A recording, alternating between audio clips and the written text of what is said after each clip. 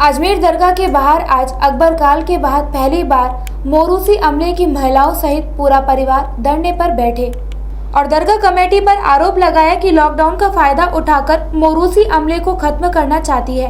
परिवार की महिलाओं ने बताया कि मोरूसी अमले के बीच चोरी का प्रकरण चल रहा है, इसी बीच उस पे ताले लगाकर उस पर कब्जा करना चाहते हैं, लेकिन सभी परिवार ऐसा नहीं होने देंगे। इसीलिए आज परिवार के सभी सदस्य धरने पर बैठे। इसी बीच पुलिस उपाधीक्षक रजत बिश्नोई व थाना अधिकारी मौके पर पहुंचे और सभी से समझाइश की गई और बातचीत के लिए थाने ले जाया गया। वहीं परिवार के सदस्यों का कहना है कि 900 सालों से दरगाह में सेवा दे रहे हैं, ऐसा कभी नहीं हुआ, लेकिन लॉकडाउन का फायदा उठाकर दरगाह कमेटी सभी को हटाना चाहती है, लेकिन ऐसा नहीं होने दिया जाएगा। इसके लिए दरगाह कमेटी सदर के साथ ही केंद्रीय मंत्री तक शिकायत भेजी गई है। कोई सुनवाई नहीं होने पर विभिन्न संगठनों को साथ लेकर बड़ा आंदोलन किया जाएगा। जी, आज मोरूसी अमले के परिवार के लोगों ने इस बात के ऊपर धरना दिया कि 25 तारीख को अगले महीने की शमीमुद्दीन अहमद नक्काशी ने एक परिवार दर्ज करवाया था, जो चोरी का प्रकरण था। उसकी जांच चली रही थी। उसकी जांच के चलते हुए दरगाह कमेटी के कर्मचारियों ने शमीमुद्दीन अहमद के मोरूसी नक्कार खाने पर जाकर के जबरन अपने ताले लगाने की कोशिश की, जिसकी शिकायत लेकर के उनके भाई दरगाह थाने पहुँचे। वहाँ पर उनकी क्या बात हुई ये तो मैं नहीं बता सकूँगा, लेकिन उनके तमाम लोग यहाँ आकर के धरने पे बैठ गए और दरगाह कमेटी लॉकडाउन का फ़ायदा उठाते हुए समस्त मोरूसी अमले को ख़त्म करना चाहती है। और हम केंद्र सरकार से और मुख्तार अब्बास नकवी साहब से ये रिक्वेस्ट करना चाहेंगे कि आप हेरिटेज के तमाम पेपरों को पढ़ लें, तमाम सबूतों को देख लें। जो दरगाह कमेटी कार्य कर रही है वो गैर कानूनी कार्य कर रही है। ये जो मोरूसी अमले के परिवार थे, कौन कौन से अमले के लोग इसमें अमले के एक तो घड़ियाली के परिवार वाले थे, एक नक्कारची के परिवार वाले थे, और अन्यों को मैं देख नहीं सका, और भी लोग इसके अंदर शामिल हो सकते हैं।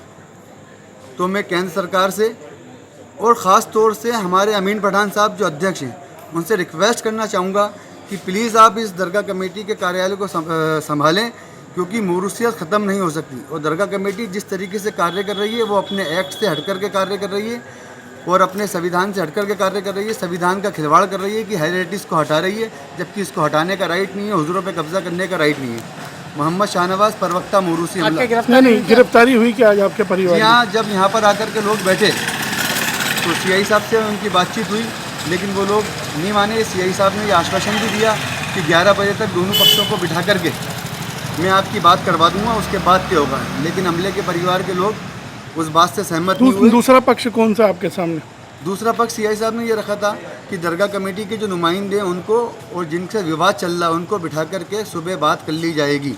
लेकिन जो पीड़ित परिवार था उन्होंने उस बात के ऊपर असहमति जता दी और दरगाह कमेटी के कर्मचारियों पर उन्हें भरोसा नहीं हुआ। अगर आपकी बातें नहीं मानी जाती तो आप क्या करें?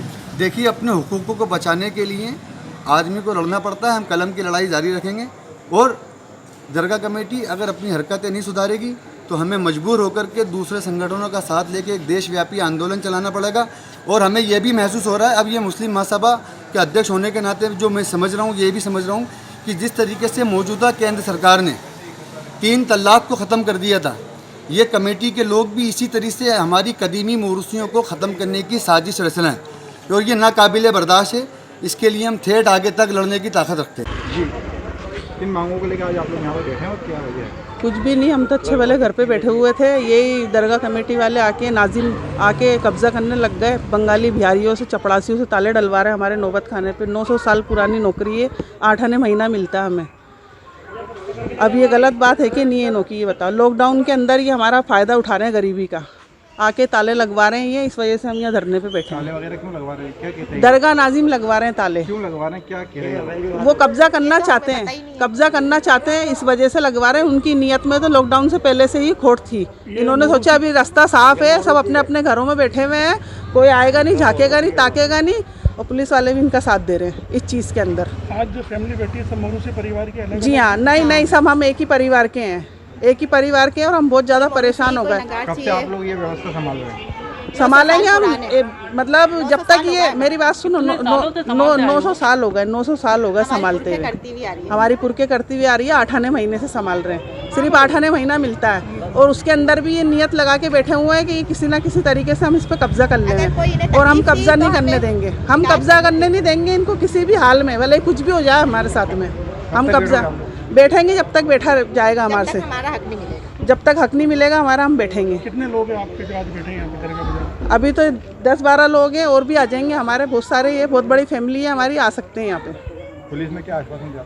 कुछ भी नहीं, ये लोग तो आ रहे हैं, कह रहे हैं कि जाओ अपने अपने घर चले जाओ। तो जो बंदा हमें कहता है अपने घर चले जाओ तो वो हमें लिखत में देगा, सिग्नेचर करके देगा जब हम उठेंगे यहाँ से।